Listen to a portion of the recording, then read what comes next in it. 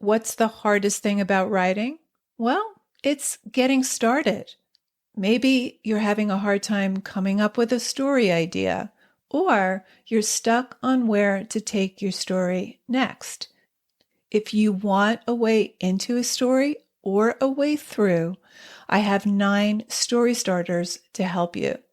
This free PDF is full of story seeds and prompts to get you going.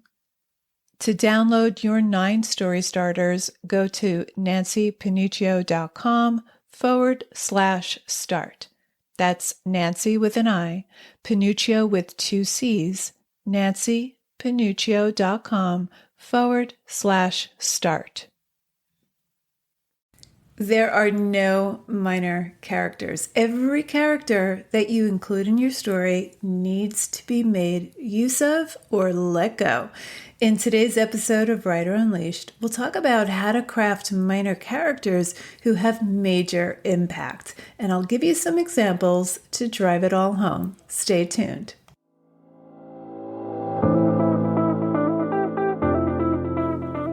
Writer Unleashed is for you, a writer who has a story you want to bring onto the page and into the hearts and minds of readers. I'm Nancy Panuccio, writer, editor, and writing coach. And each week, we'll explore techniques, mindsets, and inspiration for writing stories readers can't put down. Thanks for spending some time with me today. Now let's begin.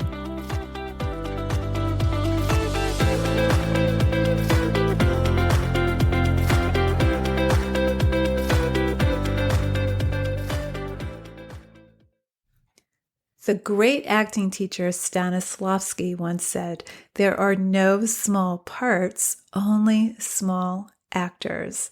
And the same could be said for minor characters in our stories. There are no minor characters. They all are essential. Now, in our early drafts, we often include incidental characters like a store clerk or a waitress or a passerby, just some character that would have or could have been there. And the intent is to recreate reality. So for example, a store clerk in Bed Bath & Beyond might just be there to show the main character a new bed, right? Invariably, your character is going to go out in the world and do things and encounter other people, and they're not all going to be significant to your plot, but that doesn't mean that you don't make use of them.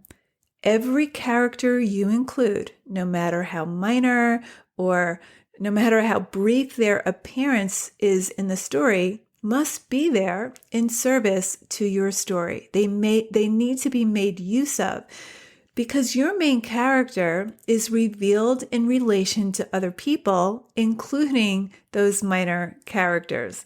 Nobody in your story should be included for mere decoration or as a prop. No one should be invisible in your story. Now, we're going to go over 3 ways that you can use minor characters, and I'm going to give you some examples from stories where I just have not been able to forget about these minor characters. These are minor characters that have really stood out for me.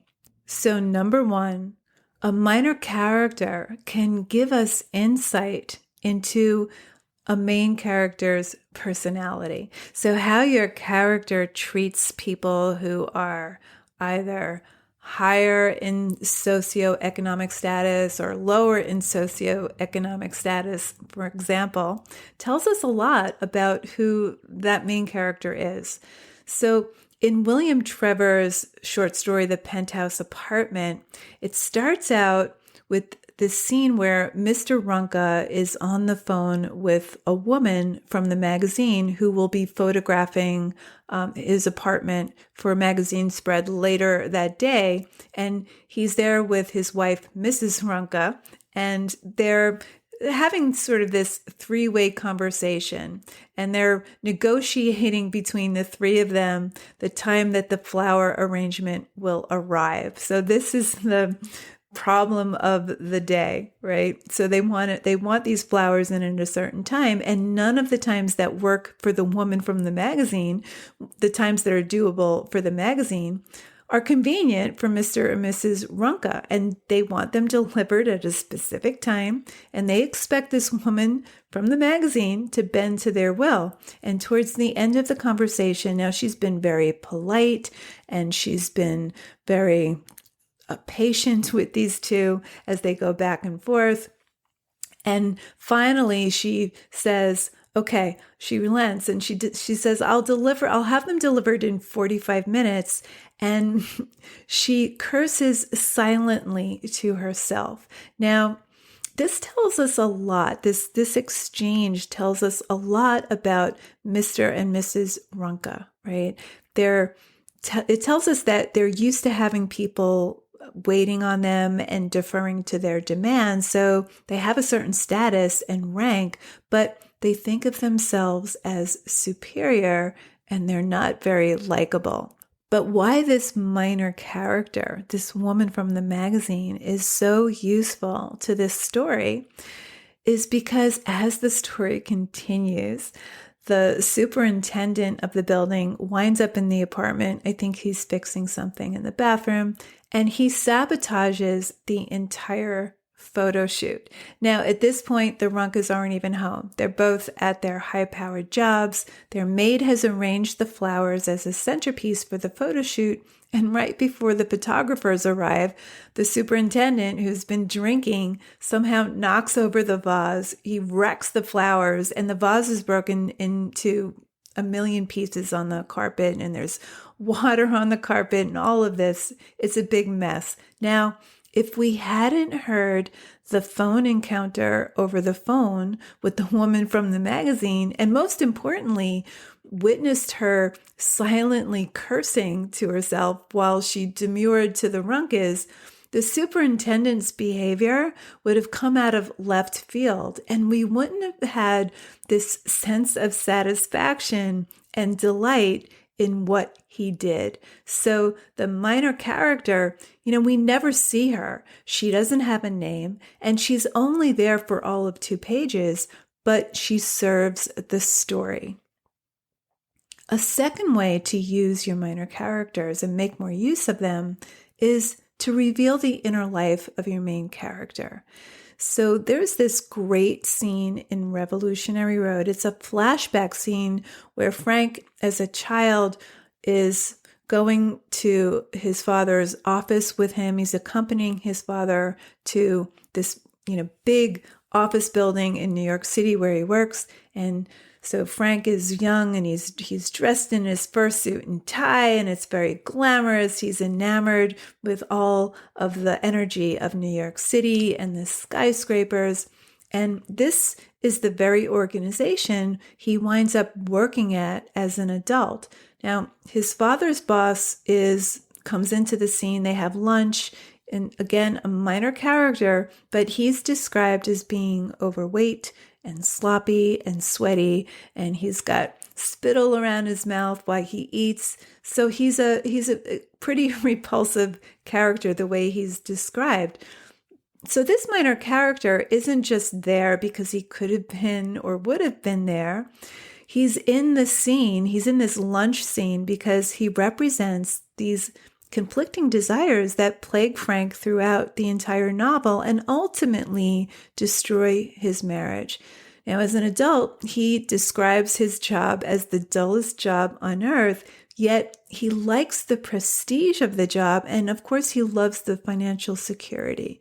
So he has conflicting feelings about this job, but it's really not his soul song. So this minor character isn't just a placeholder. He's made very useful to reveal what's going on inside Frank throughout the novel. And a third way to use your minor characters is to clash with your main character, set off sparks, even if it's just a passenger on a subway or the checkout girl at Tops Supermarket. Now, often these small encounters can reveal what your character is feeling in that moment, or maybe even feeling generally about him or herself throughout the story. So you want to let that minor character trigger your main character. So going back to Revolutionary Road, towards the end of the novel, their neighbor takes their adult son out of the mental hospital for the day. And it's the first time we meet him. So they take him out for a few hours, and Frank and April Wheeler invite them all for dinner.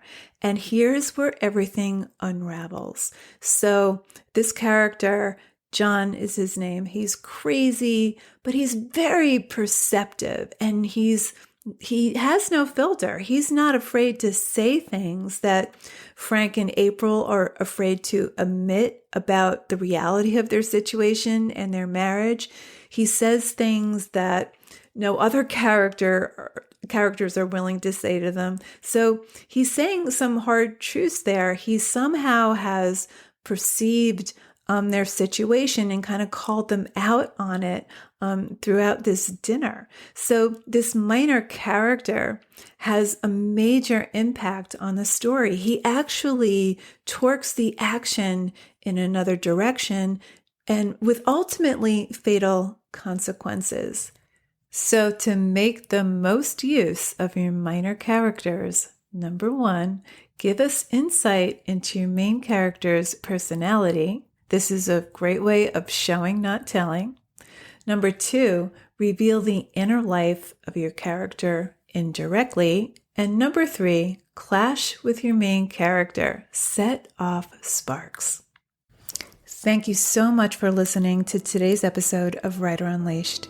More free resources are available at nancypanuccio.com, so head on over there to grab your gifts. And if you want to connect with more like-minded writers and with me, join us in our private Facebook group over at facebook.com/groups/Writer Unleashed Community. It's totally free to join. I'll see you next week, same time, same place. Till then, keep writing, and I'll talk to you soon.